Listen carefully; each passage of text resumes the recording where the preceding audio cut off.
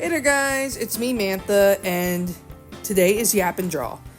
So, since it's the start of July, I decided a great episode would be actually talking about Disability Pride Month and the experiences of being a disabled person.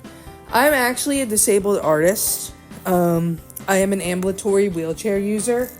To explain the terms of what an ambulatory wheelchair user is, basically, an ambulatory wheelchair user just means that while, yes, you can stand and you can walk for short distances, this actually doesn't mean that you can walk and stand for long periods of time and long distances. So you end up needing to use a wheelchair. And basically, you figure that out medically. And I say that because basically it's, something that you do figure out that way.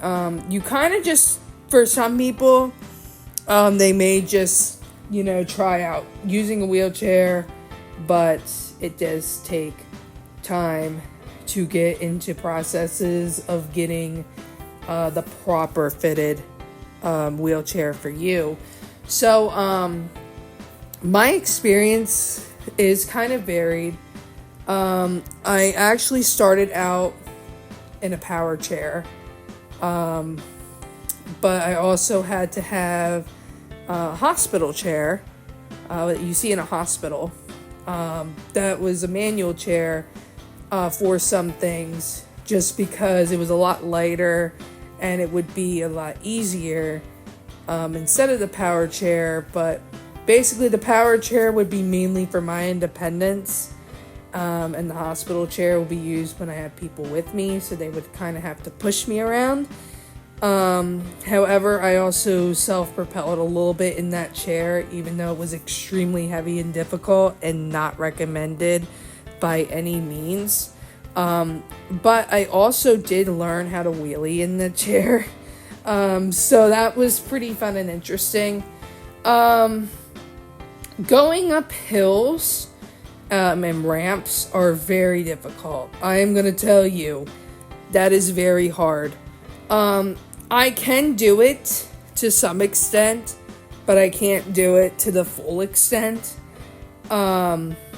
Because it really does depend on how steep it is. There was one time when I was going into a public building and they have a ramp, and the ramp was just too steep to where I actually couldn't get up it in my manual chair. So, yeah, that was something. Another time was that, well, this has been multiple times, but definitely getting into doorways in both a power chair and a manual chair is very difficult. Extremely difficult. There's been times where I had to maneuver it around. There's been times where I've had to, if I'm in a manual chair, I have to self-propel with my hands on the wheels. And if you know, those wheels catch everything, every speck of dirt, everything. Everything. And it doesn't matter if power chair or manual chair, they will pick up anything and everything. But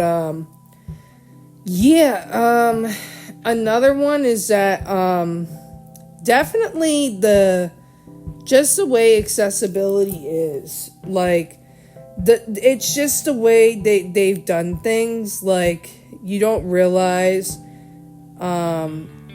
like, if you need to cross a street and you either have to go all the way across to the other part of the street, like straight down, and cross that way, well, you would have to, because, or you'd have to try to maneuver around an obstacle that's in front of your way, because you can't just go a couple steps or feet past that curb cut and go down the sidewalk and step down it.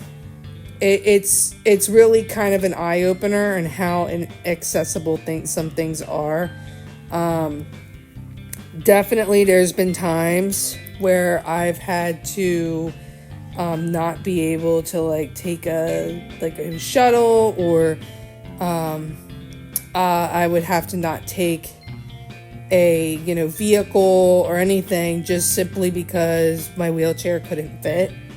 It's very frustrating at times with the way accessibility is. Also, the access is just extremely difficult. Not just in the terminology of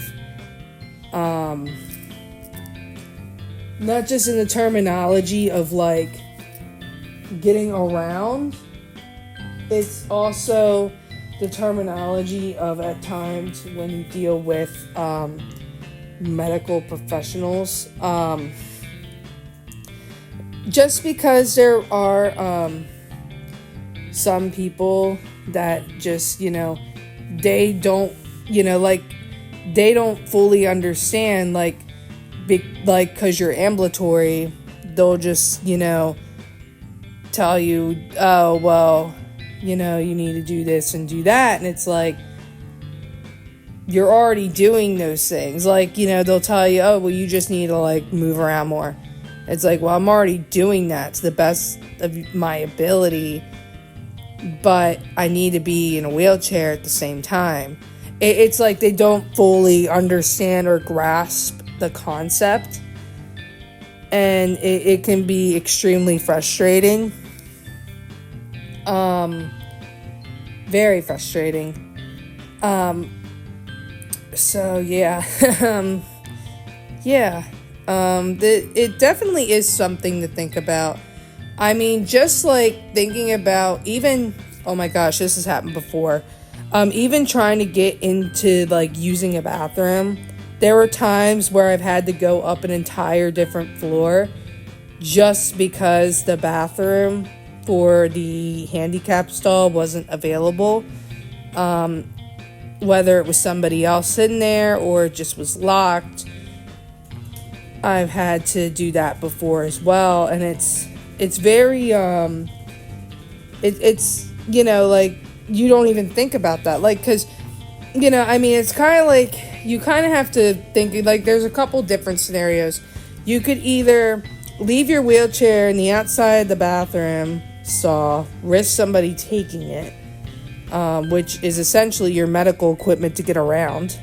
It's the only way you can actually safely get around.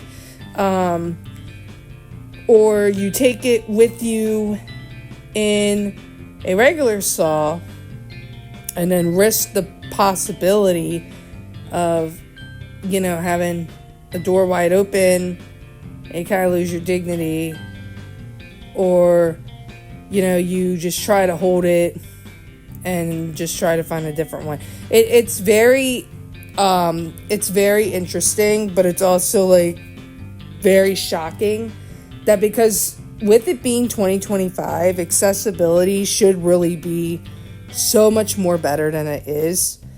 I just don't understand how the ADA was implemented back in 1990, and 35 years later? Yeah, 35 years later, they are still not getting with the program. That's bonkers to me. It really is. So that's just some of my experiences coming from an ambulatory wheelchair user. Something that I'm also going to be kind of doing in terms of this channel is with different yap and draws throughout the month of July. I will be, as well as live streams, by the way,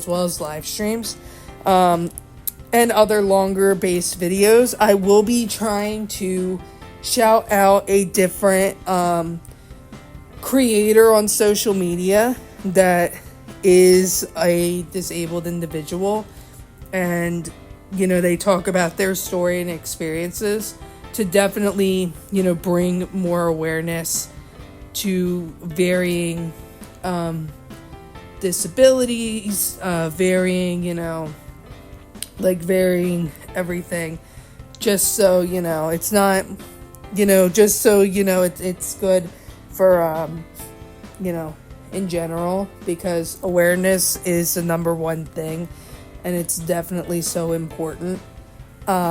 Very, very important. Another thing is, that I'm gonna also talk a little bit about Disability Pride Month. So, Disability Pride Month is in the month of July.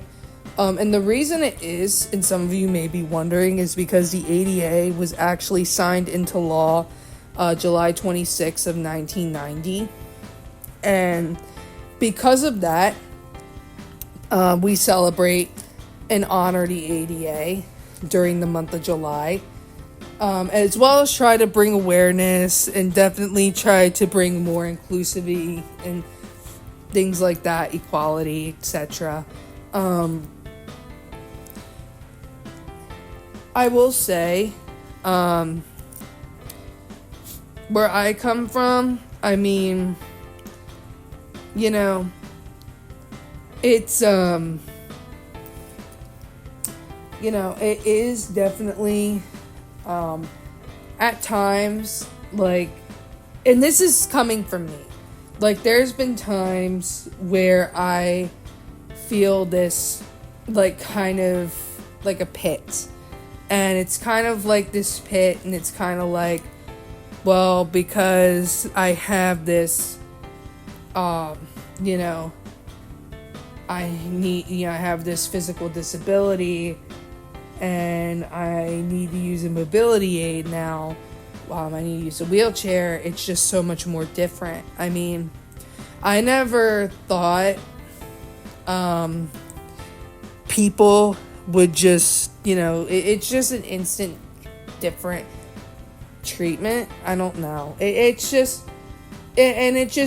feels like that sometimes. I don't know why. But then when I see other people that are also using a wheelchair, whether ambulatory, non-ambulatory, etc., and they're doing amazing things, and they're still being able to do different things, it gives me back kind of like that glimmer of hope to me, and it just inspires me, it doesn't matter, this is just an extension of my body, and I'm still going to be able to do those things. I don't know. I just feel like that's a great thing to highlight, because I don't think people really understand. It's not just the physical tolls. It's not just the, in general. It's also the emotional and the mental tolls. And even years later, it still can affect you. And it's just for me, it's a spur of the moment pop-up thing, and then it's kind of gone. I don't know how else to say it. But, that's another thing. The amount of people that try to help, but they don't really help. I mean, there are people that don't really know how to drive a wheelchair, and they don't really know, the ins and outs of the wheelchair. And they're kind of just I don't know. They don't really get it. And they think they're helping, but they're not helping. And I don't know how else to tell them, hey, you're not really helping. But there's this time where I was trying to get up in the elevator, and the lip of the elevator went up a little bit. And of course, my front caster wheel, aka the front wheel, would not go over it. And this person that was also waiting for the elevator was just would you want me to help? And I'm I guess, yeah, And then they did. They tried to help, but then it was kind of my thinking was, oh, well, maybe they'll see, it's not going over, and then they'll kind of just say, I tried, that type of thing. I don't know. But then they're like, well, let me try to get some people, let me, try to get this and that. And then they left. And I'm like, well, I'm just going to try to wheelie over it. And I ended up being able to wheelie over it because that was what I was going to do in the first place. And it ended up working out. So that's another example. I mean, it was probably my fault too because I did kind of accept the offer to help, but I don't know. It's just me. I mean, it's kind of like I didn't know if I should say no. I don't know. I really kind of got to get better at that. But, yeah, let's talk about Disability Pride Month as a whole. So, Disability Pride Month, in March of 1990, there was some protests going on because they wanted the Congress, people wanted Congress to sign the ADA into law. So, there were like about 100 or a couple hundred of activists, disabled activists, and they initiated what is now called the Capitol Crawl. What they did was they got out of their wheelchairs and other mobility aids and they crawled up the steps of the U.S. Capitol. They went straight from the White House to the U.S. Capitol to do that, and they got arrested for an unlawful demonstration, which is bonkers to me, because it's like, how else do you want them to demonstrate for you? I feel like that was kind of messed up. But it ended up working because in July of 1990, the ADA was signed into law, which was amazing. And it has had some positive impacts for many disabled individuals, but it just kind of goes into, there's just this part of it still needs some work. There are different colors of the Disability Pride flag, and I feel like it's good to go over those too. So the Disability Pride flag has five colors, I think. Gray, red, gold, white, blue, green. No, it has 6 colors. So the first color is charcoal gray, and the gray just represents those that have passed away and other things in relation to their disability, as well as ableism. It mourns. It's like a mourning color. The red stripe means physical disabilities. The gold stripe means neurodiversity. The white stripe means invisible or undiagnosed disabilities. The blue stripe means emotional or mental health, psychiatric disabilities. And finally, the green stripe is the sensory disabilities. So definitely there's just some varying examples. I can give a couple. So like neurodiversity would be like autism. The red physical disabilities would be like cerebral palsy or muscular dystrophy. Blue would be like anxiety or depression. The sensory one, which is green, that would be like somebody who is blind or deaf or hard of hearing. White being invisible, that could be something that could be like diabetes, because diabetes is an invisible disability. Or one that I've kind of seen going around like online recently, called functional neurological disorder. And there's just some other types. And it's really, it's really great to see that there is, people that, are trying to still, show awareness. And I'm glad to be one of these people as well. I feel like awareness is the number one thing, because if we don't have awareness, especially about being, especially about Disability Pride Month, it doesn't help because, having a disability that's not, something that, people, you just don't understand until you have it. You don't understand until, that type of thing. So, yeah. It's just amazing that this month is just used to spread, more information, about, just the general. I mean, even like the accessibility in general is just a really difficult thing to come across. And, I'm, like somebody who, may use a cane, it's a mobility aid, but you may not know the same struggles as somebody who uses a wheelchair as a mobility aid. There's also dynamic disabilities where people can have varying, what's the word? Like, it's like, it can vary throughout the day. It can vary, and just things like that. So, yeah. Definitely, I am going to tell y'all, right now that I am so glad that you all have kind of stuck around to listen, and I am hopeful that I can use this time for this month to definitely, make some positive changes.